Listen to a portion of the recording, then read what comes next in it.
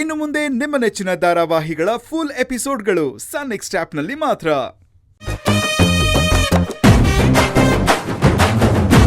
ತಾತ ಏನ್ ಆರಾಮಾಗಿ ಪುಸ್ತಕ ಇಟ್ಕೊಂಡು ಕುತ್ಕೊಂಡಿದ್ಯಲ್ಲ? ಈ ಮನೆಯಲ್ಲಿ ಯಾರಿಗೂ ಜವಾಬ್ದಾರಿನೇ ಇಲ್ಲ, ನನ್ ಮೇಲೆ ಯಾರಿಗೂ ಕಾಳಜಿನೇ ಇಲ್ಲ, ಟೈಮ್ ಸೆನ್ಸೇ ಇಲ್ಲ. ಏನಮ್ಮ ಬೆಳಗ್ಗೆ ಬೆಳಗ್ಗೆನೆ ಜ್ವಾಲಾಮುಖಿ ತರ ಸಿಡಿತಾ ಇದೆಯಲ್ಲ, ಏನಾಯ್ತು? ನನ್ಗೆ ಇವತ್ತು ಎಕ್ಸಾಮ್ ಇದೆ ಅಂತ ನೆನ್ನೆ ರಾತ್ರಿನೇ ಹೇಳಿದೀನಿ. ಆ ಡಬ್ಬ ಗೋಪಾಲ ಟ್ರ್ಯಾಕ್ಟರ್ ತಗೊಂಡು ಹೊಲದ ಕಡೆ ಹೋಗಿದ್ದಾನೆ. ಈಗ ನನ್ನ ಎಕ್ಸಾಮ್ ಹಾಲ್ಗೆ ಯಾರು ಕರ್ಕೊಂಡು ಹೋಗ್ತಾರೆ? ಈಗ ನಿನಗೆ ಎಕ್ಸಾಮ್ ಇರೋದು ಎಷ್ಟು ಗಂಟೆಗೆ? 10:30ಗೆ. ಈಗಿನ್ನು 8:30. ನಿನ್ನನ್ನ ಕಾಲೇಜ್ಗೆ ತಲುಪಿಸೋ ಜವಾಬ್ದಾರಿ ನಂದು. ಅಂದ್ರೆ ನೀನ್ ಕಾರ್ ಓಡಿಸ್ಕೊಂಡ್ ಬರ್ತೀಯಾ? ನನ್ನ ಕೈಲಾಗತ್ತೇನಮ್ಮ. ಶರವೇಗದಲ್ಲಿ ಕರ್ಕೊಂಡು ಹೋಗುವಂತ ಶರವೇಗದ ಸರ್ದಾರನ ಜೊತೆ ನಿನ್ನ ಕಳಿಸ್ಕೊಡ್ತೀನಿ. ಶರವೇಗದಲ್ಲಿ ಕರ್ಕೊಂಡು ಹೋಗೋ ಫಾಸ್ಟ್ ಅಂಡ್ ಫ್ಯೂರಿಯಸ್ ಹೀರೋ ಯಾರಿದ್ದಾರೆ ತಾತ? ಇನ್ಯಾರಮ್ಮ? ನನ್ನ ಮೊಮ್ಮಗ ಸೂರ್ಯ. ಸೂರ್ಯನ? ನೋ ವೇ, ಚಾನ್ಸೇ ಇಲ್ಲ.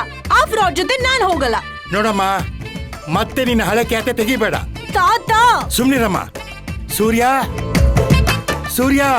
ಬಂದೆ ಬೇಗ ಬಾಪ. ತಾತ ಬಾ. ಹುಟ್ಟು ಸೂರ್ಯ ಮೋಡದ ಮರೆಯಲ್ಲಿ ಮರೆಯಾಗಬಹುದು, ಆದ್ರೆ ಈ ಸೂರ್ಯ ನೆನೆದವರ ಮನದಲ್ಲಿ, ಕರೆದವರ ಎದುರಲ್ಲಿ ಹಾಜರಾಗ್ತಾನೆ. ಹೇಳು ತಾತ, ಏನಾಗ್ಬೇಕಿತ್ತು? ಸೂರ್ಯ, ಸುರಭಿಗೆ 10:30 ಎಕ್ಸಾಮ್ ಕಣೋ. ನೀನ್ ಅವಳನ್ನ ಕಾಲೇಜ್ ಕರ್ಕೊಂಡೋಗಿ ಬಿಡ್ಬೇಕು, ಆಯ್ತಾ? ನನ್ನಿಂದ ನಿನಗೆ ಕ್ಯಾಬ್ ಸರ್ವಿಸ್ ಬೇಕು, ಅಷ್ಟೇ ತಾನೇ? ಸರಿ, ನಡೀರಿ ಹೋಗೋಣ.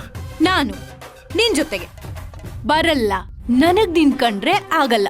ಆಗಲ್ಲ ಅಂತಂದ್ರು ಅಡ್ಜಸ್ಟ್ ಮಾಡ್ಕೊಳ್ಳೇಬೇಕಮ್ಮ.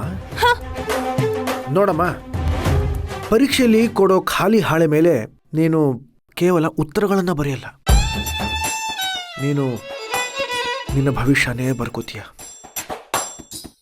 ನೀನು ನಿನ್ನ ಕನಸುಗಳನ್ನ ಟ್ಯಾಗ್ ಮಾಡ್ತೀಯ, ಆಮೇಲೆ ನಿನ್ನ ಗುರಿನ ಮುಟ್ತೀಯ.